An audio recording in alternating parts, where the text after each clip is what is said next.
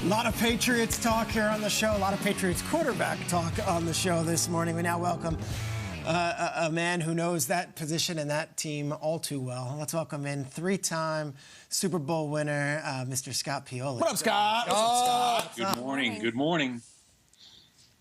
Greetings from Austin, Texas. It looks like you're there. Hook 'em horns. But let's go up to Foxborough last night where we had this situation where Belichick starts Mac Jones. He gets 3 series. You put back in Zappy.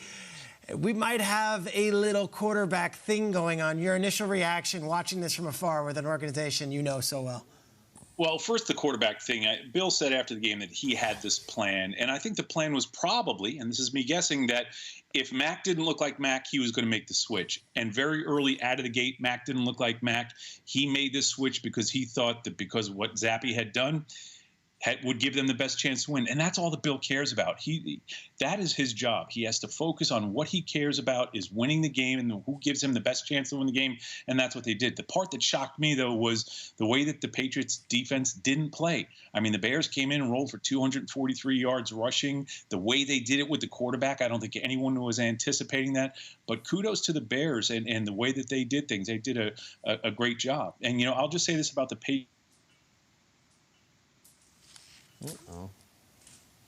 Dang. Just Say this about Such the a great point. Yes, I know. He did it on purpose. That's good TV. That could complement. Scott's still going.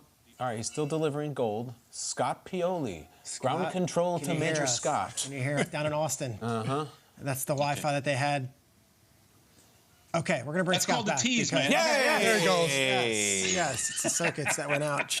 It's almost like someone in New England was like, before you talk about our situation.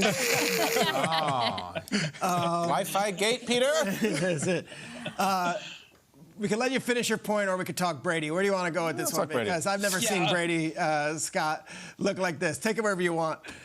Yeah, I'll just say this again. What I was saying about the Patriots is historically what they've been able to complement a young quarterback with is a really strong defense. They didn't have that last night. That's how they win games.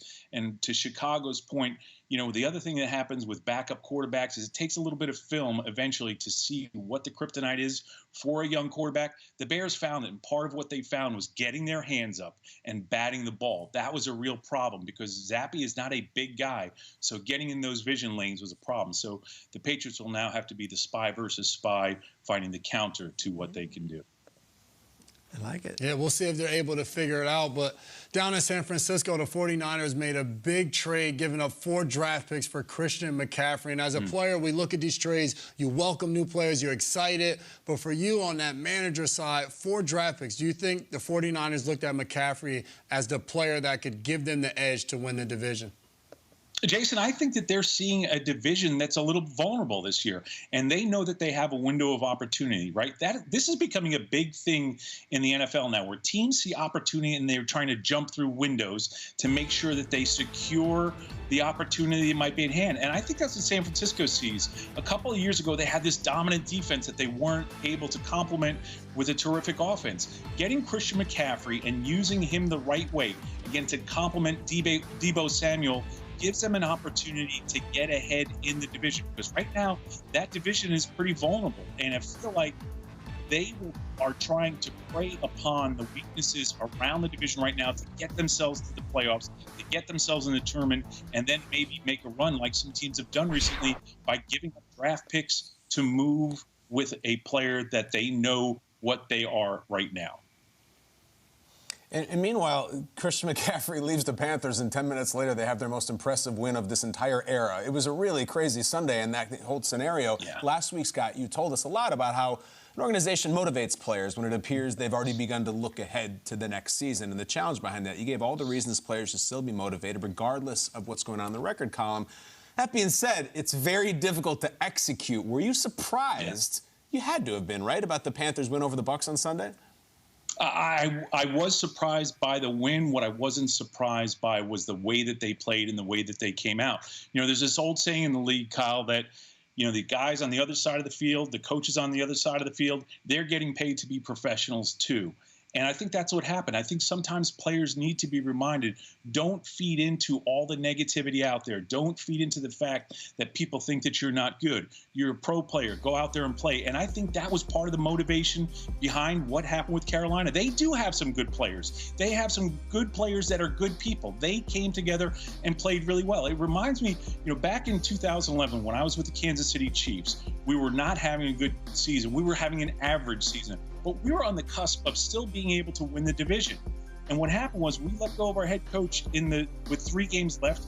We face off against the 13-0 Green Bay Packers. We go and beat the Packers. Now we have to win the last 2 games to win back-to-back AFC West Division championships. And players know everything that's on the line. I knew what was on the line. My job was on the line. The coaches did.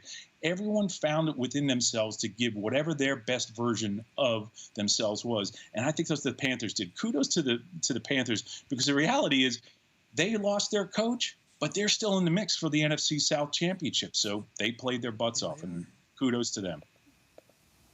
Kudos to them. And let's go Daniel Jones. Let's say kudos to Daniel Jones. When the Giants didn't extend Daniel Jones this offseason, many thought it was a foregone conclusion that the team would be looking elsewhere for a quarterback in the spring. Now, the Giants are 6-1. They are looking like a playoff team. Is Daniel Jones playing himself into a long-term deal with the New York Giants?